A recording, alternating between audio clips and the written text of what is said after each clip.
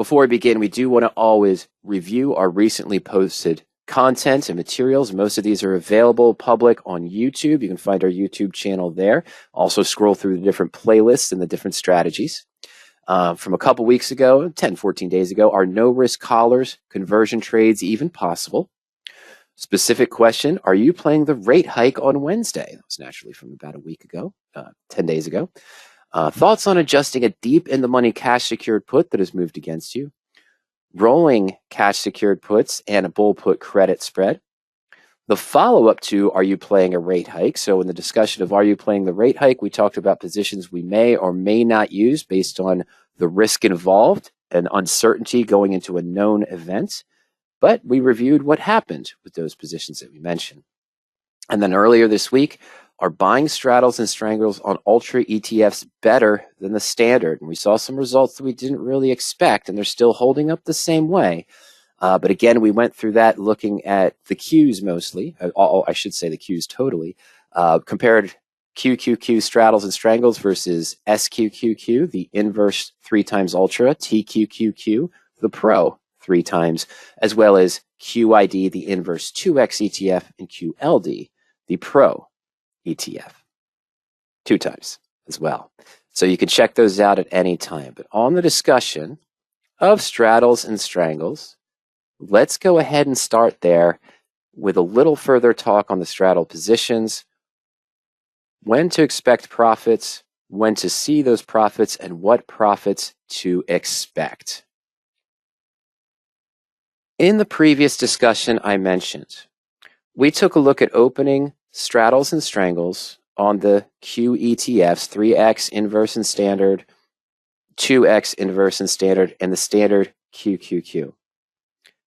And we saw the different returns, and it appeared that the inverses, strangles or straddles, outperformed the standard. But the standard mostly outperformed, the Pro or bullish 3X ETF, as well as the 2X bullish ETF. And that was kind of surprising. We think the more volatility would have helped, even though it was a bullish 2X. But in any case, we saw a few days later, 7 to 8 days later, I believe this was 9/27 at around 3 p.m. Eastern time. From 9/20 to 9/27, QQQ was down 5.1%. And the straddle that was about 30 days out we got into was showing a profit of 7.7%.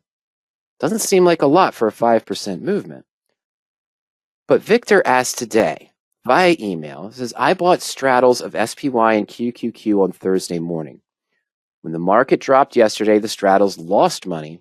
When the market picked up on Friday morning, the straddles lost more money. Can you explain that? My initial response via email is that, remember, straddles and strangles start off delta opposed. I'm not going to call them delta neutral. I'm calling them delta opposed. We need a good movement in one direction or the other before the gain on one leg starts to outpace the loss on the other. Even 1 to 2 days into a trade, if you had a delta of 0.5 on the call and negative 0.5 on the put for a straddle, you still need to see a good movement of maybe 3, 4, 5% in order to start seeing the profits that you were probably hoping for. Reasonable profits. On Thursday, SPY dropped about 2% from the previous close. QQQ dropped about 2.8%, so it was close to that 3%. But there were fluxes during the day. It went down, came back up, and then went down again. Now today, the market started back up again. So that benefit of the 2 to 3% decline one would have seen on SPY and QQQ was now negated. And it had to go back to square one and then start recovering the profits where the calls were now starting to outpace the puts. This means that the straddles are probably still in what we call Death Valley or no man's land. That big red area in the shape of the V, even 1 day into the trade or 2 days into the trade, you need to see a significant movement.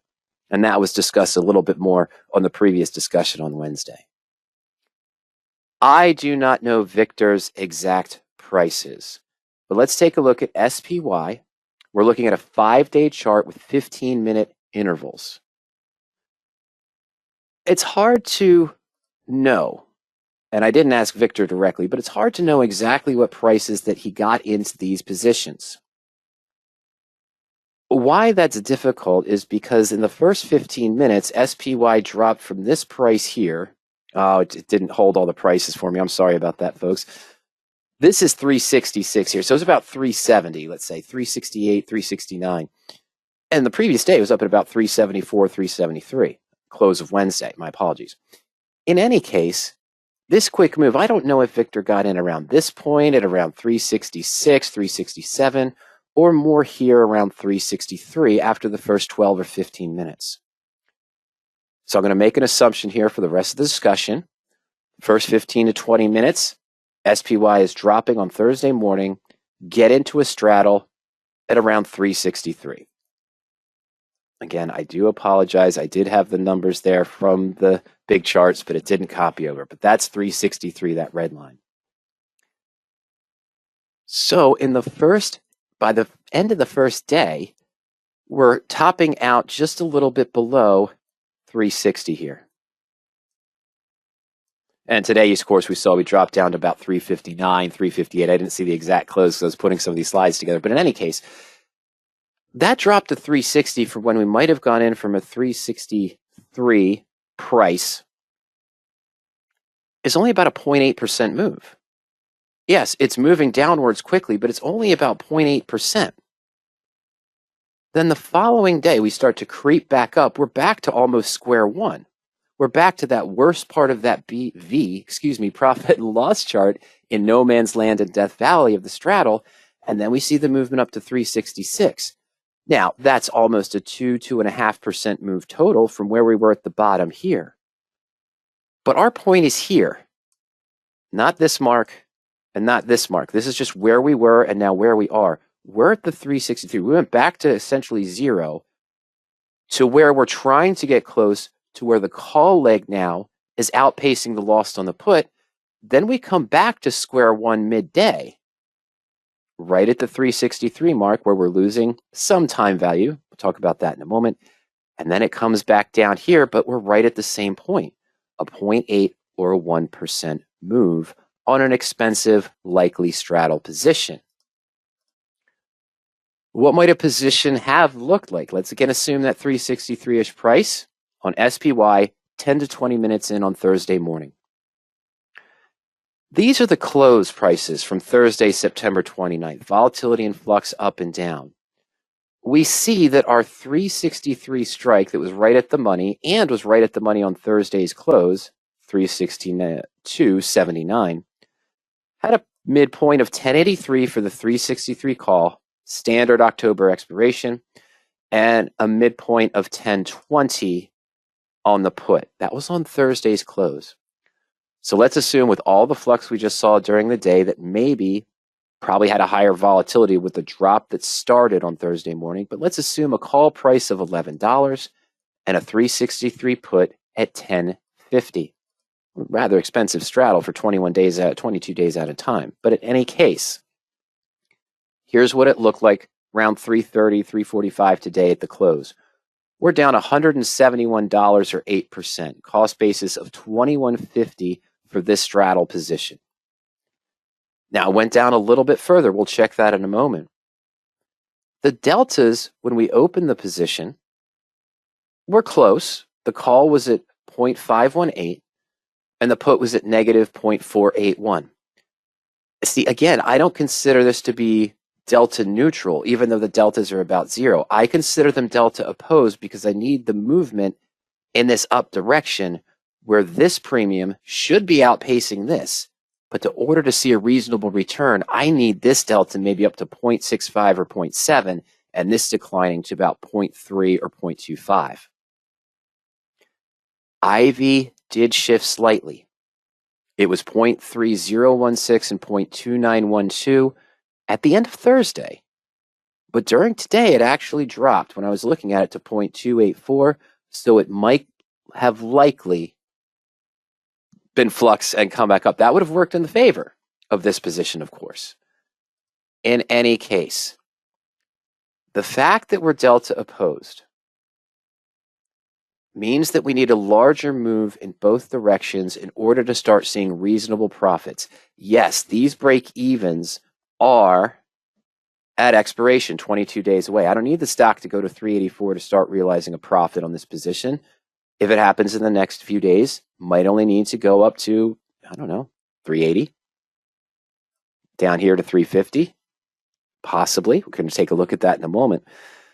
But the wider movement is needed to break the curse of Death Valley, no man's land. This area in here that is all red, where the two options are opposed to one each other, not necessarily neutral. So let's pause on that for a moment. Let's go ahead and take a look at this position on power options. There we go. Fantastic. All right, so we're going to put we already put this in the portfolio, so we're going to jump over into the portfolio tool now. And there's that October 21st, 363 call and put, cost basis of 21.50. Okay, we're still down 8.5%, and we ended at 357.18. It's probably not too big of a bid-ask spread here, but at 363, rough entry point, we're down about 6 points, which is about 2%. We've lost almost $3 on the call. But that seems about right, doesn't it? We had a delta of 0.5, 0.518 roughly when we started this position. It's down 6 points, so we'll lose $3.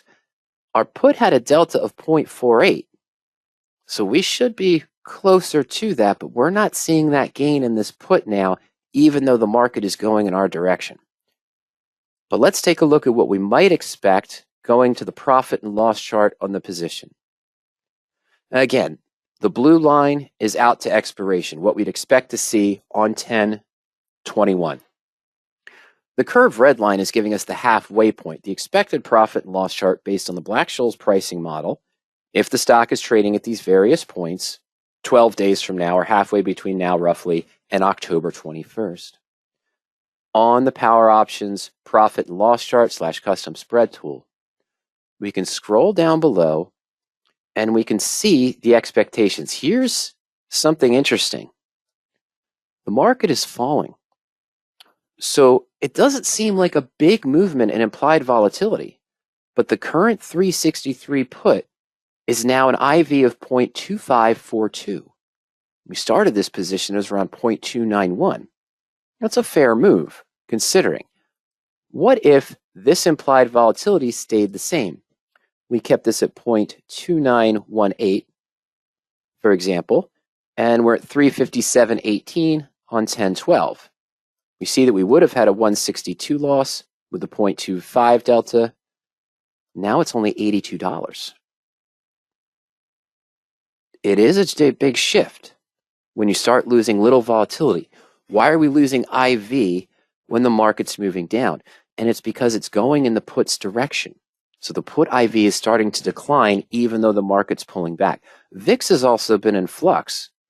Was around 32 a few days ago, back down to 29, almost flirted below 29 today. I didn't see where it was, but we'll check that in a moment. So let's take where we are now. 357.18. It happens on Monday. And remember, we started at the 363, so we're moving this direction. But let's say on Monday, we get another 5 or 7 drop. We're already down 6 points, right? Down to, let's just call it that. We're down 6 points. Let's take another 7 points to 350. So that'll be a total of 13-point drop from 363 when we got into the position.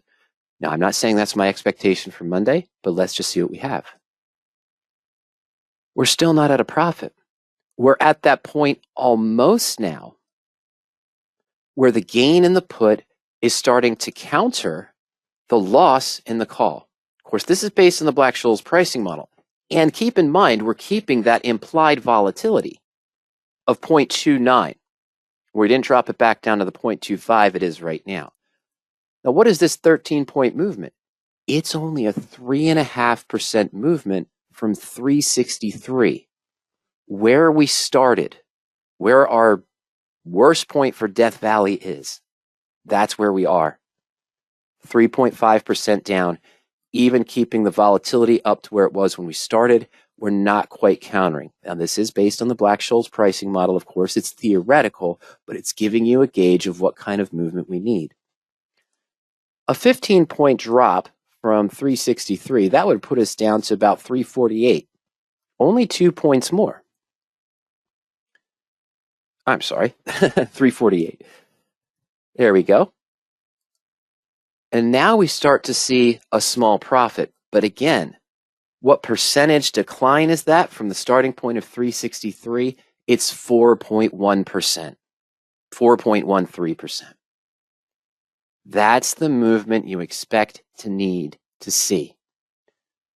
Let's go 15 points the other way. What happens if we hit up to 378 and we even keep the volatilities the same? Well, if we go to 3,378, we're in SPX territory and everybody's happy. But see, now we're starting to see a little bit more profit. But what's going to happen if we start to ease off, settle down and move up? Maybe this drops to 0.28. Maybe this drops to 0.27.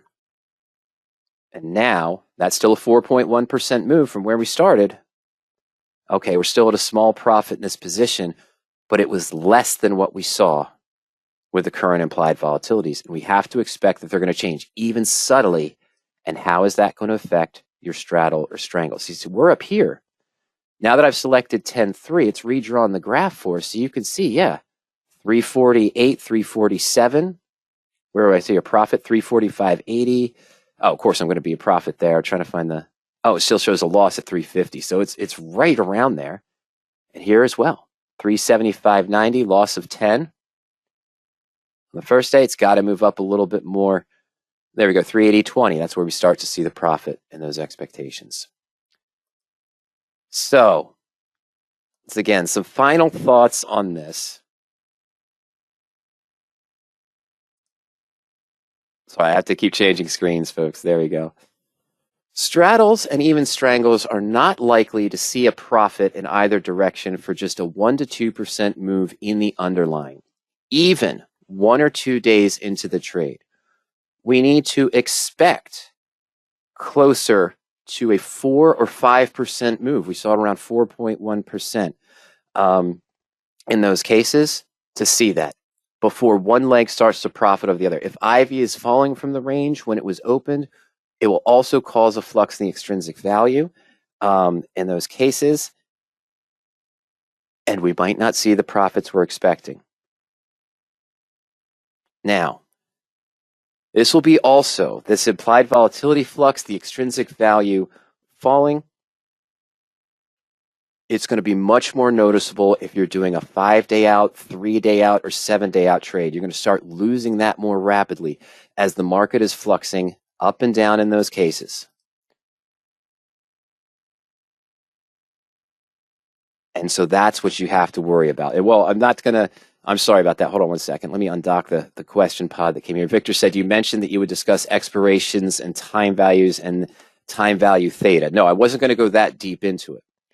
What I just showed you is the move that you would expect to see with a 21-day out position in order to see a profit. What I'm just touching base on here, Victor, is that if I had done just a 1-week out trade, I've been losing a lot of theta and time value in these last 2 days with those up and down movements, to where I'm probably on Monday going to need a much larger movement, closer to 5 or 6% on that shorter term theta, on that shorter term position, in order to start realizing the profit. Now, your position, you had mentioned, let's go back just one moment real quick, and we got to jump into our other discussion. Your position was different. It was slightly more expensive. Okay. So you said you're about 80 days out in time. So we're going all the way out here, December. And I'm going to keep with those 363 strikes. This one's at 16, and this one's at 19. Now we're that deep in the money. So I'm going to assume both of these were probably around, we're going to call it $19 and $18, $37 cost basis for this position. It doesn't matter which one. Hey, I could put them both at $17.50, but I just like to use the simple numbers here. We're going to put this in at 18. I'll put this in at 18. All right, so now your break-even start at 398 and 328. But again, let's say that on Monday. Now, your volatilities are a little bit different, too. They're further out, so they're lower. What did we say? 348. Keep the same volatilities, but on Monday. That's that 4.1% move. Just about the same, just starting to get a little bit above, get a small profit on the position with that 4% move. Okay? This one's a little bit skewed because it's further out in time, and plus the volatilities, 2894 is the SIV right now. So where would you start seeing a reasonable profit? Well, it's about that 4% move still. What happens if we only went to 350 again? Small profit of about $49. Now, you're not seeing that right now. I understand that, but we're also not at these points. Where are we? We're at 357. Yeah, still seeing a loss in the position. And today, what did we hit yesterday? It was today, I'm sorry, 366. So theoretically, you should have expected to see a profit, but if the volatilities were different, let's say this was 0.23, and this was 0.27, not too far off. But see, that drastically affects the position. I don't know what your volatilities were, Victor. You're going to have to look those up when you got into the trades. I can see where they are now for these two options. Again, I don't know if you have the 363s or not. But what are we seeing? A similar movement required. 13 points. That would put us at 376. That was roughly that 4% move. With those volatilities, I lowered it down to small profit. Just starting to get there. Just starting to have one outpace the other. 1, 2, 2.5, maybe even 3% movement is not enough for those positions. You need to see a larger movement to have the one leg start outpacing the other. Now, in my response I sent to you via email, I mentioned that roughly, but what I also mentioned in that case was that this is based on my experience using the strangle positions that we've been focusing on, the out of the money strangle positions for SPY and some of the others as well. And in those cases, that's what I've seen, that it needs to have that movement first. Those are longer term plays for me. This is a setup to be a longer term play for you. But in my opinion, Victor, that is why you're not seeing the profits you're expected. Because again, I prefer to state it this way. Not everyone agrees with me, and that's perfectly fine. That's why we're all here to learn. I have my statement on it. I consider strangles and straddles to be delta opposed, not delta neutral, meaning I typically need to see a good 3.5%, 4%, 5% movement in one direction or the other for that option that its stock is moving in that direction to start outpacing the loss on the others where I'm seeing the returns that I would expect. Remember in the QQQ example from the other day, minus 5.1% movement was only showing a 7% return on a $1,700 straddle for QQQ. You needed the 5% to get to that point. If it was only moving 3 or 4%, or it only moved 3 or 4% from where I'd initially gotten in, that position is at a loss. Okay, it's only a loss maybe of 10% or 8% based on that cost basis of 1702, but it's still a loss because it hasn't countered the other leg yet.